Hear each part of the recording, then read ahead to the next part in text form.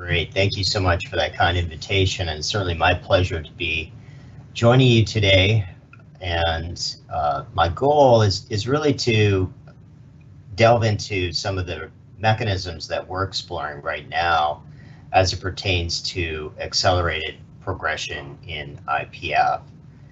And I'm going to start with the very basics, just to bring everyone up to speed in terms of the major questions that we're attempting to address in the laboratory. So we all appreciate that any type of injury, either to an epithelial or endothelial barrier, leads to the progression of key events that are involved in the repair of that particular injury. So as you're all very well aware, there are key cell types, immune cells in particular, inflammatory cells as well, that are recruited into these sites of injury, and they essentially set in motion a series of events that involve stromal cells, mesenchymal cells, that are really there to facilitate the appropriate repair, reepithelialization, regeneration of that damaged tissue. But clearly this program can run amok, and what is seen in some instances is the inappropriate activation of the inflammatory response, the persistence of myofibroblasts, and changes in the deposition of extracellular matrix that essentially lead to a fibrotic or aberrant wound repair process that is characterized by excessive deposition of extracellular matrix proteins, the persistence of fibroblasts and myofibroblasts, and I guess most importantly, the loss of that organ's normal architecture and function. Now we're going to focus exclusively on idiopathic pulmonary fibrosis, and I'll just give a very brief clinical overview. Clearly, IPF is the most common form of interstitial lung disease, and the incidence and prevalence of IPF are certainly increasing worldwide. I'm including some relatively recent US numbers where there are upwards of 43 per 100,000, translating into approximately 150,000 cases here.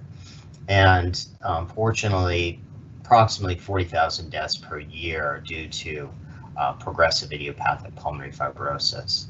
The onset of this disease is usually between the 5th and 7th decade of life, and this is actually a very difficult disease to diagnose because upon clinical presentation, patients typically exhibit these features, which, as you can see by reading through this list, really aren't unique to IPF. And it's really been a challenge over the years to come up with a clear diagnosis of IPF.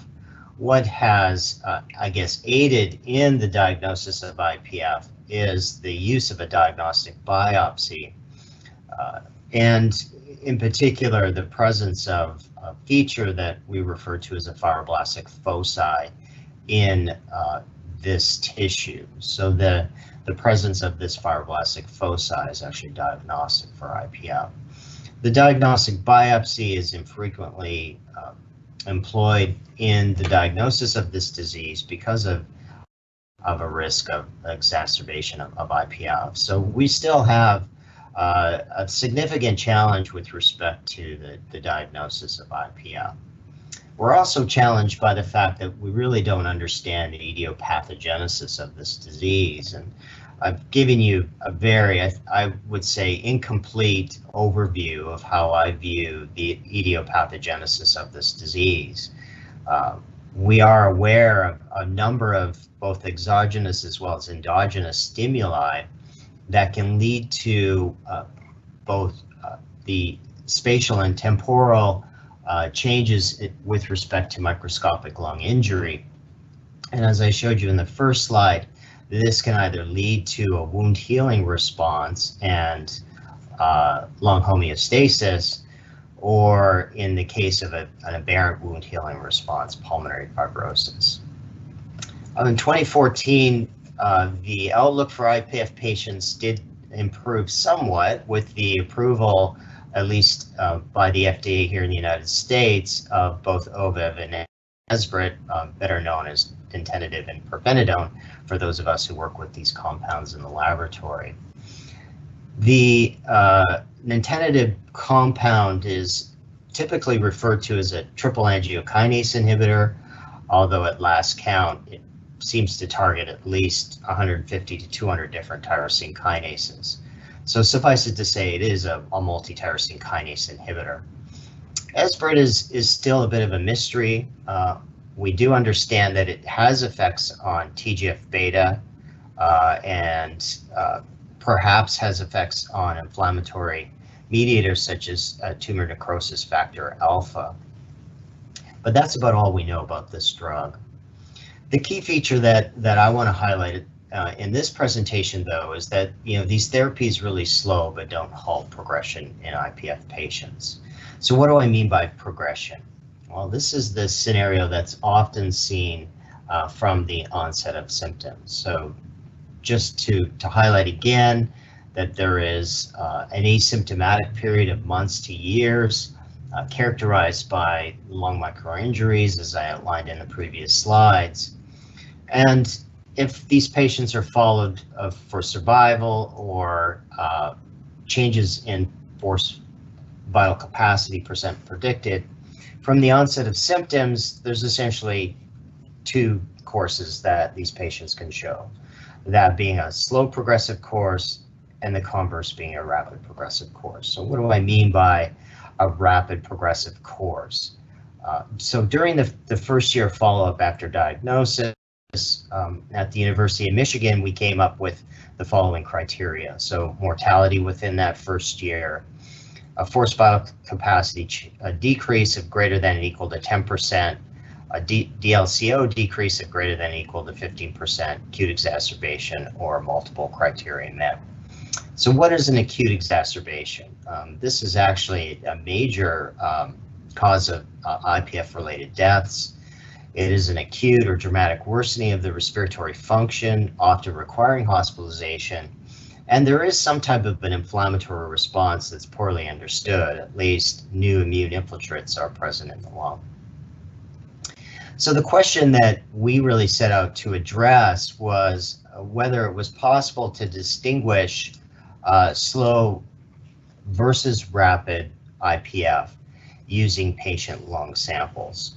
And we really began this study using the microarray platform. So I'm just showing you a heat map that was generated from surgical lung biopsies taken at the time of diagnosis in a group of patients who either showed rapid in blue or slow in pink progression. And we followed on from the use of the microarray to involve qPCR techniques as well as RNA sequencing techniques more recently.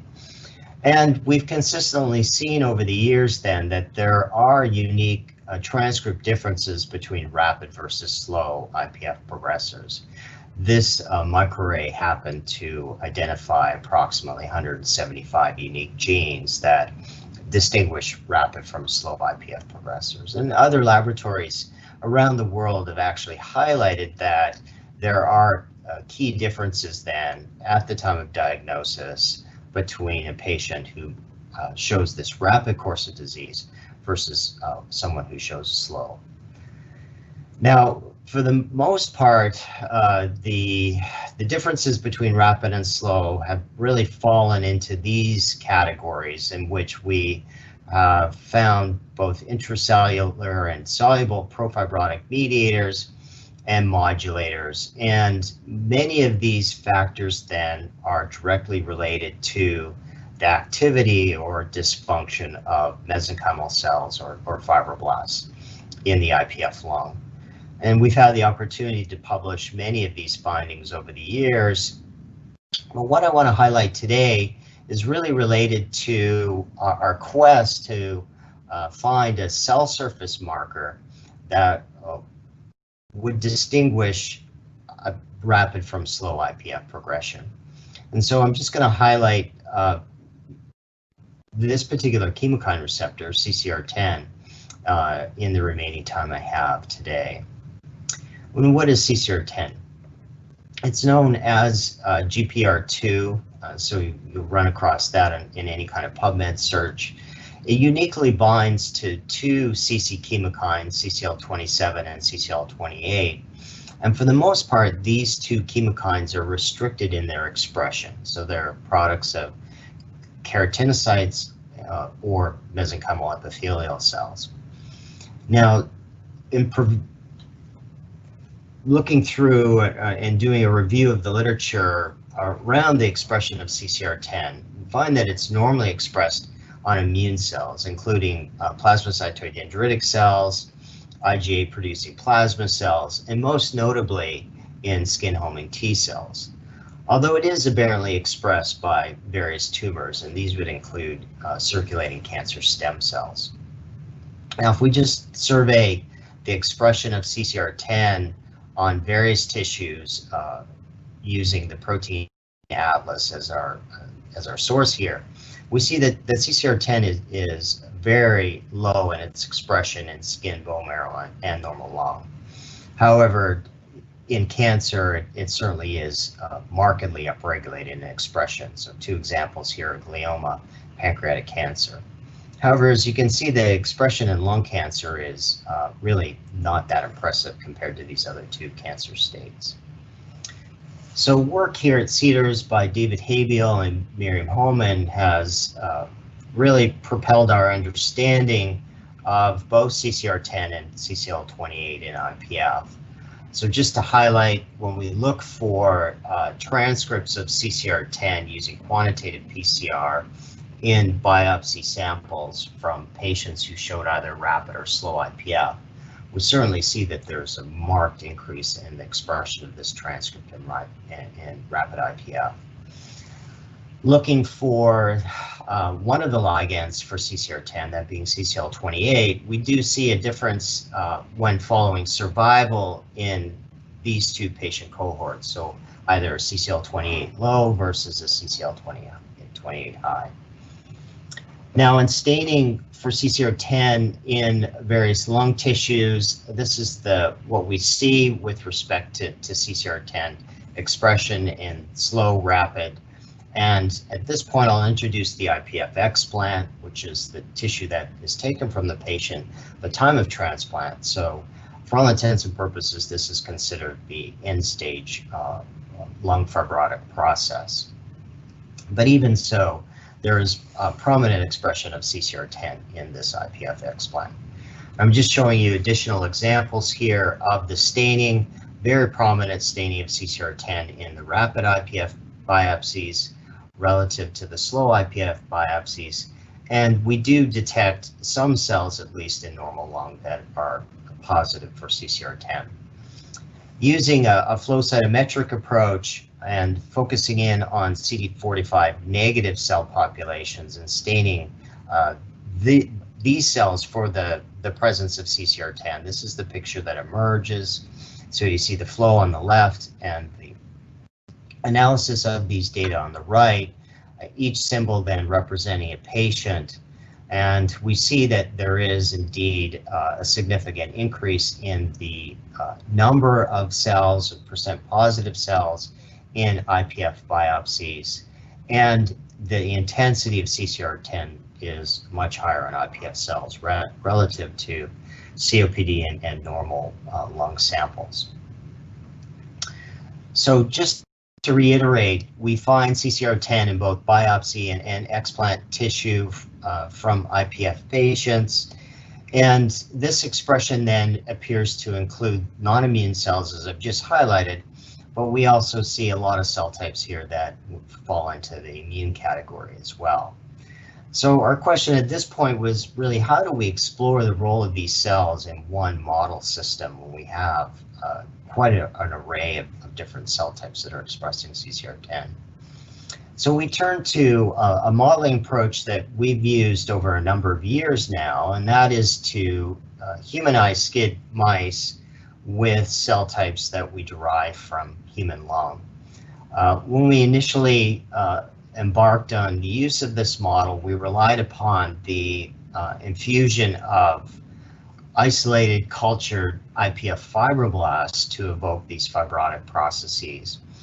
But now with the advent of IPF lung explant tissue, we're able to look at a wide variety of different cell types and use these mixtures of cells then to expose SCID mice to these cells and then look at the outcome once these cells are on board these mice. Now, these types of studies were really facilitated by the generation of a particular NOD-SCID mouse that's shown here, and this is the NSG, or the NOD-SCID IL-2 receptor gamma knockout mouse. So this mouse is very permissive then to the xenograft with both non-immune and immune cells from these human lung samples. So if we follow these mice from the time of injection of this mixed cell prep, what we find is that by day 35, fibrosis is typically apparent. We can see that both biochemically and histologically.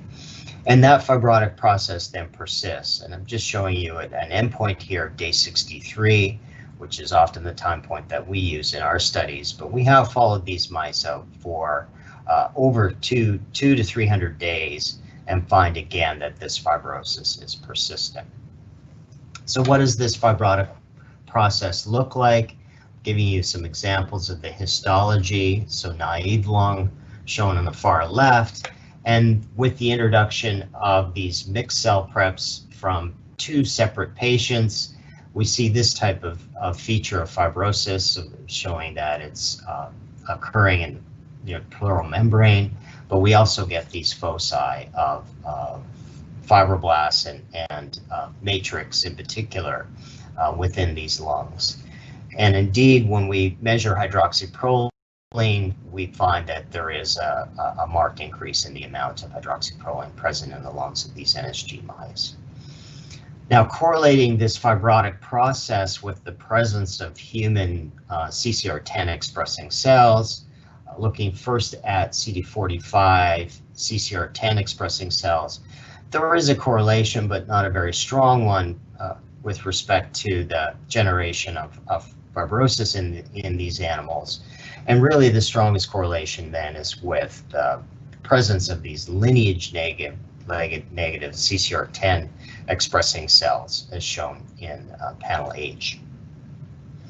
And just to confirm that indeed these CCR10 positive human cells are present in these mice after we've injected with this mixed cell prep, just showing you some additional flow cytometric analysis, lung along the top, spleen along the bottom. We do find a CD45 expressing cells, we find a few EpCAM expressing cells, but most notably when we look for CCR10, we find it in both the lung and the spleen. Now, I guess this is an appropriate time to highlight that although we can find human cells throughout these mice because they've been introduced through an intravenous injection, this fibrotic process that I've noted is really restricted to the lung. So although, as you can see in the bottom panels, that these cells do localize to the spleen, we see no evidence that these cells are eliciting any kind of fibrotic process there or any other organ that we've looked at. So there is something unique then about the lung and its susceptibility to the aberrant activity of the injected human cells. Now, what are these CCR10 positive cells? And you know, this was really a challenge initially to try to understand exactly what these cells were. I mentioned that they're lineage negative, but that's really not all that informative. So we undertook a number of in vivo studies to try to understand exactly what these CCR10 positive cells are. So in this study that I'm showing you here, SCID mice were injected with IPF cells at day 0. We harvested spleens from those mice at day 63. As I mentioned, those spleens have a number of CCR10 expressing human cells. We then injected those cells into a second group of mice, and the analysis that I'll show you is from both groups, those being the primary and the secondary. So in the primary, we see this fibrotic process elicited, and now with this secondary approach, that is the spleen derived CCR10 positive human cells. Again, we've invoked a fibrotic process in the lungs of these mice, and we confirmed that using the hydroxyproline assay. And indeed, we're able to recover again CCR10 positive cells from both spleen and lung in this secondary challenge system. So what are these CCR10 IPF cells? And I'm going to condense this into one slide because it certainly was a tour de force on the part of David and Miriam to try to understand exactly what was going on with respect to these CCR10 positive cells. And this is the cell type that is most prominent in terms of its expression of CCR10. And these are cells that are expressing a stem cell marker known as Stage Specific Antigen 4, SSEA4. And what I'm showing you here is the expression of CCR10 on these SSEA4 expressing cells, particularly the high population, as you can see here. And this is CCR10, GMFI. Now, when we look either through immunofluorescence or through immunohistochemistry, these cells really do seem to pop out of the tissue. So I'm showing you along the top then the presence of these SSEA4 positive cells, which are all CCR10, and we see this also in our immunohistochemical approach. And really the staining intensity for CCR10 on these cells is unlike any other cell type that we find in these biopsies. So they really are expressing a marked amount of CCR10, and it's clearly much higher than any other cell type that we detect in these tissues. So what are SSEA4 cells? I wish I could say that I was the one to first describe these cells. Seen them many, many years ago in our cultures of fibroblasts, but really it was Craig Henke and his colleagues at the University of Minnesota that undertook studies to really give us some very important insight as to the role of these cells really as the putative progenitors for lung fibroblasts. And I'll just highlight a few of their findings. They noted that these cells do express particular transcripts that we do associate with stem/progenitor cells, and these would include OCT4A, NANOG, but they're also positive for SOX2. They used a number of adoptive transfer systems involving mouse and other organisms, and indeed they found that the infusion of these human SSEA4 cells, particularly from IPF patients, evoked fibrotic processes. Now, when we look for these SSEA4 cells, as I've just shown you in the previous slide, we too find that they are more abundant in IPF tissues, and this is seen both with immunofluorescence as well as the flow cytometric analysis. There really isn't a difference in the cultured fibroblasts between normal and IPF cells, so these cells are abundant in both the normal and IPF fibroblast cultures, but there is a clear difference in the abundance of these SSEA4 cells in IPF versus normal donor tissues. So when we take these flow-sorted SSEA4 cells and we culture them on Matrigel, we see two very different outcomes. So with the normal SSEA4 cells, they behave as one would expect from a progenitor-like cell, as they form these little islands, and really there doesn't seem to be anything going on while they're on this Matrigel. So they're content to really maintain a quiescent state on this Matrigel, in this Matrigel environment. That's in stark contrast to what we saw with the IPF SSEA4 cells, in which these cells, once they're placed on Matrigel, really don't stay in a quiescent state. We see marked changes in the appearance of these cells. They degrade the Matrigel, so they end up on the plastic, and then we start to see these accumulations of these cells in the outgrowth of fibroblasts from them. Now, just to highlight here, because I'll use this later in the presentation, another marker for these cells is collagen 17A1. And indeed, when these SSEA4 cells are cultured on plastic, they give rise to fibroblasts. It takes a few days, as shown here, but ultimately we end up with a culture of fibroblasts, as Craig Henke showed. Now, what about CCR10? What is CCR10 doing on these cells? And in these studies here, Miriam found that indeed with the exogenous addition of recombinant CCL28, that you can effectively increase the numbers of SSEA4 CCR10 expressing cells between 2 and 3-fold. This is normal cultures that I'm showing you here, so the presence of hydrogen peroxide or hydrogen peroxide plus CCL28 didn't change that. And in fact, hydrogen peroxide seemed to inhibit the ability of CCL28 to cause a change in the numbers of these cells.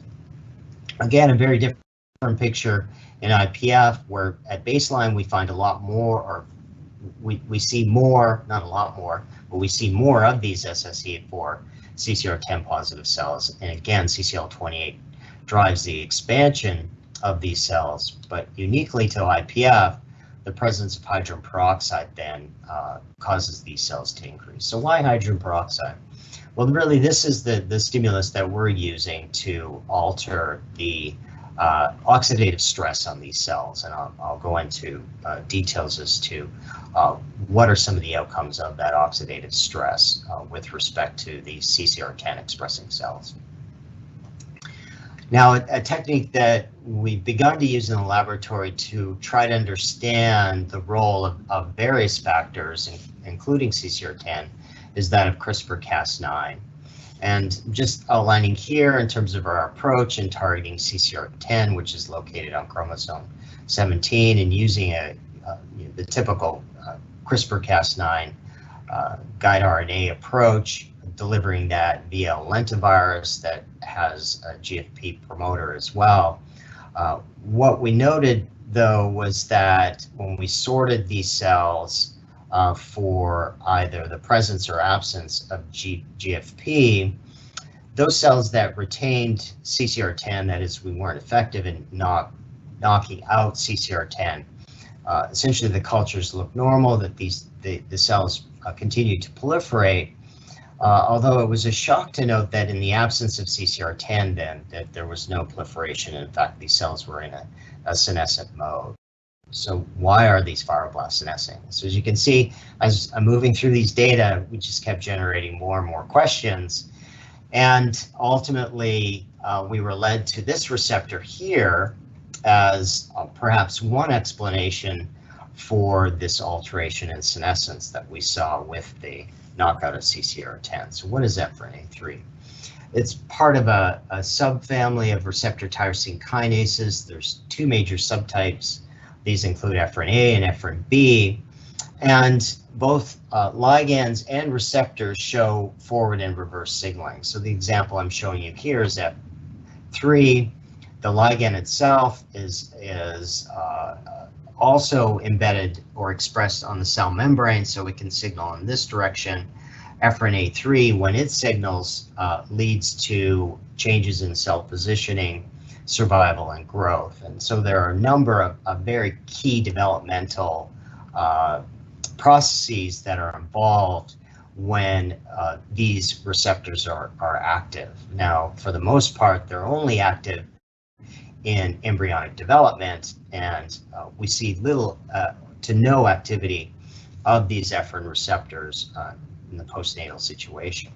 However, again, this receptor is overexpressed in certain hematologic malignancies, solid tumors, and other non-malignant diseases, and I'll just highlight fibrosis. And this was a study that came out of Clay Marsh's lab at Ohio State University, in which they essentially looked through a number of different microarrays, focusing in on multi-organ fibrosis and trying to identify factors, common genes and networks in multi-organ fibrosis. And indeed, you can see that I've highlighted here that EphA3 was one of those mediators that came up as being expressed across these various genomic platforms that were used to explore fibrotic tissues. Indeed, when we use an in silico approach to explore the expression of EphA3 and EphA3 in IPF lung, again employing ingenuity as our way of looking at both expression and the pathways in which these factors are active, we see that in both IPF lung biopsies as well as lung explants that both EphA3 and its major ligand A5 are increased. This is unique from the standpoint of the fact that we don't see this in other lung diseases. It's not seen in COPD, it's not seen in pulmonary adenocarcinoma. So this EphA3, EphA3 signal is markedly upregulated at the time of diagnosis and then in lung explants. So if we sort these EphA3 positive cells from cultured lung explants, what we find is that the two major transcripts that come up are alpha smooth muscle actin and CCR10. So clearly this was of tremendous interest to us because we've been looking at CCR10 for a number of years. And so we really embarked then on studies trying to understand the interplay then between CCR10 and EphA3. And indeed they are co-localized. I'm showing you an immunofluorescence approach as well as an immunohistochemical dual labeling approach for the presence of EphA3 and CCR10 in particularly IPF tissues. Now, when we look at what CCL28 does to the expression of CCR10, EphA3, and now we're using collagen 17A1 as our transcript marker for these mesenchymal progenitor cells, we see modest changes in the expression of both CCR10 and EphA3 with CCL28, but they are moving in the same direction. The same holds true with IPF, but now in this instance, we see that hydrogen peroxide really has a marked effect on the expression of both CCR10 and EphA3, as well as collagen 17A1.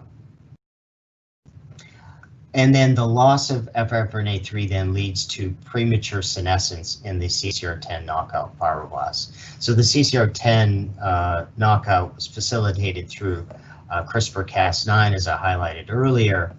And indeed, the loss of CCR10 correlates with the loss of EphA3 and the appearance of senescence markers in these cultures. And that was true in normal as well as in IPF fibroblasts. I think one interesting anomaly here that we've really struggled to explain is that with the loss of CCR10 and EphA3 and the senescence of these cells, we also lose the expression of collagen 1A1. And indeed, when we look for this protein in these cultures, indeed we find that there is far less collagen 1A1 protein as well. So where do we go from here? We've got this unique tyrosine kinase, a unique chemokine receptor, a unique cell type that's expressing both of these. And we really were interested in trying to target any or all of these factors, but really our research was impeded by the lack of really effective tools for exploring each of these individually. And so our approach at this point was really to look at targeting EphA3 expressing cells using an antibody from Humanigen, which we refer to as KB004, but which has been renamed as ifaptizumab. And this is a unique monoclonal antibody in that it is afucosylated or non-fucosylated. And in this setting then, this facilitates an ADCC reaction once this particular antibody binds to its target cell. And ADCC then is facilitated through NK cell effector activation, leading to target cell death. And this has been explored in myelofibrosis and is shown in the cytotoxicity assay. This non-fucosylated anti-EphA3 or KB004 is far more effective at much lower concentrations in facilitating cytotoxicity towards a myelofibrosis line. So we then turn to our SCID system to explore what would be the consequence of targeting EphA3 expressing cells after they're introduced into these SCID mice. So in this first experiment, the IPF cells were introduced through this intravenous injection, and then we began either KB004 treatment or an appropriate isotype control antibody twice weekly for approximately a month after the initiation of the experiment. KB004, but not the isotype control, significantly reduced hydroxyproline, and that coincided with the histologic picture in these mice. And indeed, when we looked for the presence of human CCR10 expressing cells, we noted the following, in that there was a significant reduction in the CD45 CCR10 positive cells in the KB004 treated group, and a marked decrease in the numbers of lineage negative CCR10 positive cells in that KB004 treated group as well. So what we had here was really a demonstration that KB004 prevented the development of pulmonary fibrosis in this humanized NSG mouse model of IPF. But really, are we targeting human EphA3 expressing cells in vivo? And to answer this question, we turn to another type of NSG mouse, the EGFP NSG mouse, which allows us to differentiate human from mouse cells. And really, this can be done through flow cytometric approaches where the mouse cells express GFP, and obviously the cells we're injecting are GFP negative. And in this context, then, we set up the same experiment where the IPF cells were infused. We were treating with the control, or KB004, twice weekly up to day 35. And the histological picture is shown here. So this is actually immunohistochemical staining for GFP in both the 243 and the KB004 treated groups. The flow cytometry and then the analysis below, what we saw was that indeed now we're focused exclusively on human cells here. That KB004 reduced the presence of CCR10 CD45 positive cells, the lineage negative CCR10 positive cells, but we really didn't do much to the number of EpCAM positive CCR10 positive cells. I don't have time today to delve into these cells, but these really are an interesting cell type, and I think we believe fall into the category of cells that you heard Anche Prasa talk about, and that is these basal-like cells. So what are the human cells that we're targeting in this particular experiment? So again, the predominant cell type is a CCR10 positive cell that we're eliminating through the use of this ADCC inducing KB004, and the majority of those cells then are CCR10 EphA3 positive. But really the question is, what can we do with established fibrosis in this humanized system? So the design of this experiment is as such, where the IPF cells were injected at day 0, and then we waited until that fibrotic process was established, so up to day 35, and then the treatment with KB004 KB243 was initiated. And here the results were quite disappointing in that we were able to evoke a fibrotic process with the infusion of the IPF cells, not too surprisingly, but we couldn't attenuate it with the KB004 treatment, and that was seen both biochemically as well as histologically. Now, we were successful in targeting human CD45 CCR10 positive cells, but we had no luck in targeting these lineage negative CCR10 positive cells. So the reason for the failure to impact this fibrotic process in a therapeutic modality is one that we're exploring now. But one thing that we have noted is that as we follow this model with time, a key effector cell that's needed for this ADCC response, namely the NK cell, disappears. So it doesn't persist in this mouse. So one of the challenges we have in employing this mode of targeting is that we really do need a sustained population of NK effector cells in order to target most efficiently.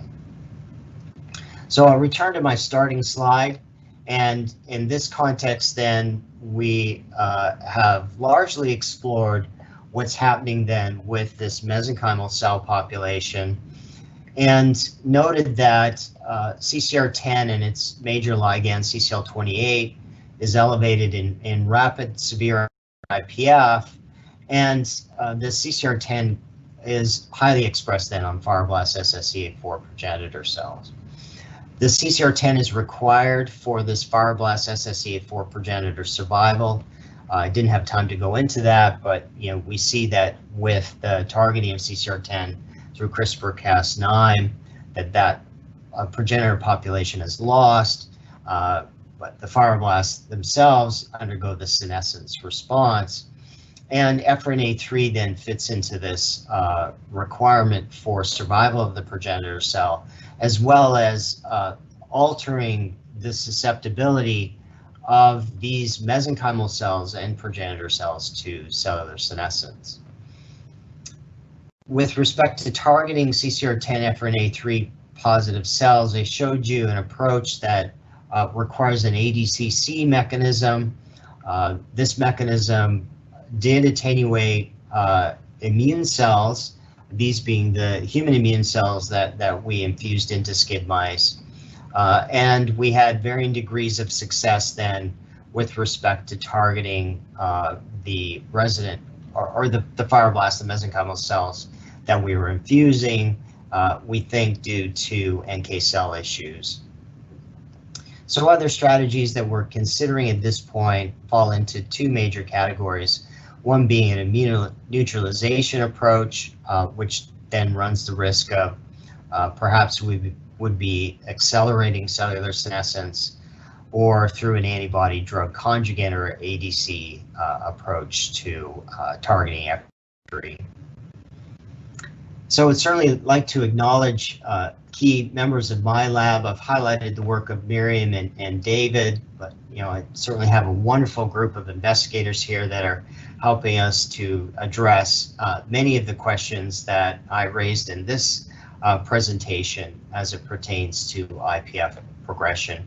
I've got some great collaborators in Fernando Martinez and Emery Knopf, and then a group of collaborators here at Cedars Sinai Medical Center as well. Just want to acknowledge funding from the NIH, particularly the NHLBI, and we've received funding from Humanized as well as Celgene in exploring the targeting of EphA3 CCR10 positive cells and pulmonary fibrosis. So many thanks for your attention, and I'd be happy to answer any questions at this time.